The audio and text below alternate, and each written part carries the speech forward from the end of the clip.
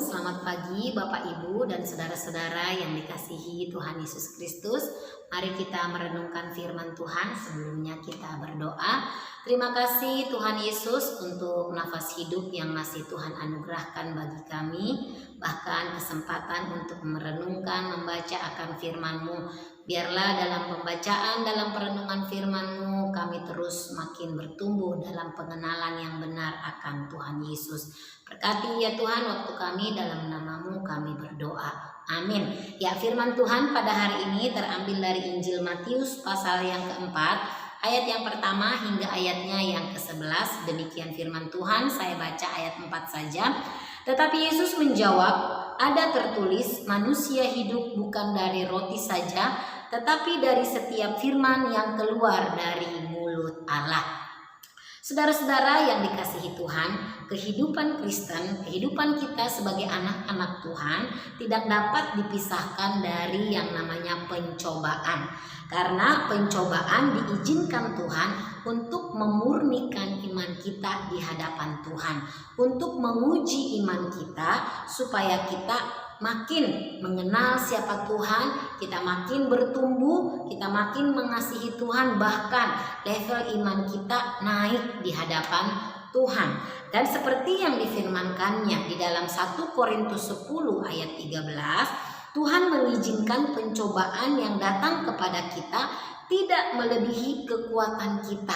Dan sesuai dengan janji Tuhan, bahkan Ia pasti akan memberikan jalan keluar. Saudara-saudara, bagaimana cara kita menang atas pencobaan yang kita hadapi? Belajar dari Tuhan Yesus, teladan iman yang ditunjukkan Yesus di dalam pembacaan firman Tuhan ini. Kalau kita memperhatikan, 3 kali Yesus dicobai oleh iblis.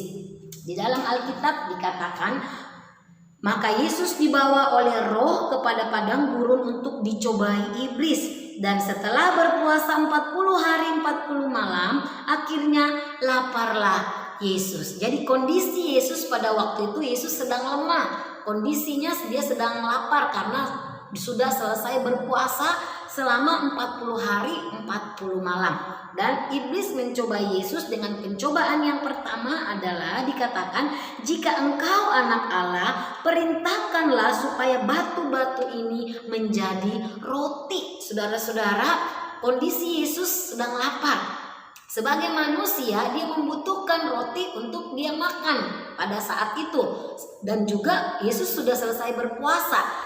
Namun saudara-saudara, hal yang sangat luar biasa adalah sebagai manusia sejati dan juga sebagai Allah yang sejati, Tuhan Yesus tidak mau tunduk kepada apa yang diperintahkan oleh si iblis.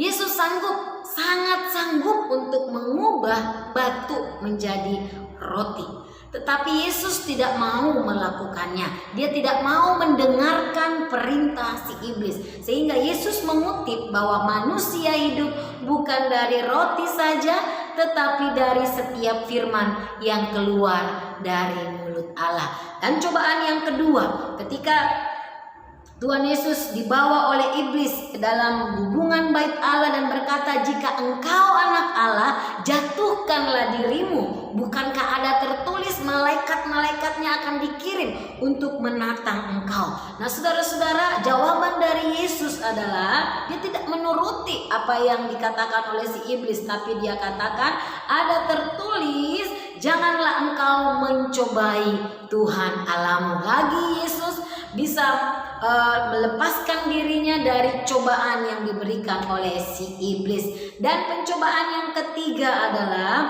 iblis membawanya ke atas gunung yang tinggi, memperlihatkan kepadanya kemegahan, dan dikatakan semuanya akan kuberikan kepadamu jika engkau sujud menyembahku. Wah saudara-saudara, iblis minta disembah dengan memberikan segala apa kemegahan yang ada di dalam dunia.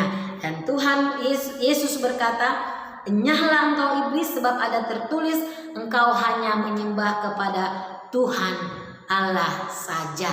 Saudara-saudara, dalam kitab mencatat iblis meninggalkan dia, dan lihatlah malaikat-malaikat datang melayani Yesus. 3 kali Yesus dicobai, namun Yesus mampu mengalahkan pencobaan itu. Yesus menang. Saudara-saudara, apa yang menjadi rahasia? Apa yang menjadi kunci kemenangan Yesus?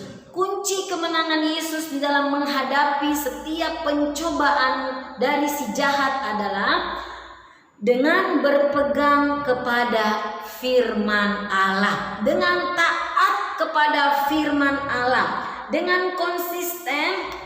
Yesus menunjukkan, memberi jawaban atas setiap apa yang ditujukan kepadanya dengan mengatakan sebab ada tertulis. Saudara-saudara yang dikasihi Tuhan, hanya dengan berpegang kepada firman-Nya lah setiap kita akan mampu menang atas setiap pencobaan yang Tuhan izinkan terjadi di dalam kehidupan kita. Saudara yang dikasihi Tuhan, tidak ada kekuatan lain yang membuat kita untuk menang atas pencobaan selain daripada firman Tuhan. Ketaatan kita kepada firman Tuhan, pengenalan kita akan Tuhan melalui firman Tuhan ini, melalui Alkitab ini, itulah yang membuat kita menang atas setiap pencobaan-pencobaan yang kita alami. Saudara-saudara yang pasti kita sangat bersyukur. Kita bersyukur karena kita memiliki Alkitab dan kita dengan bebas bisa membaca Alkitab ini. Mari saudara-saudara kita gunakan waktu dengan baik.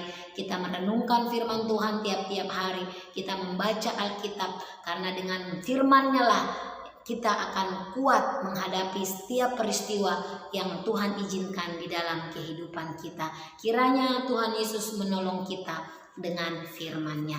Terima kasih ya Tuhan untuk kebenaran firman yang sudah kami baca, kami renungkan.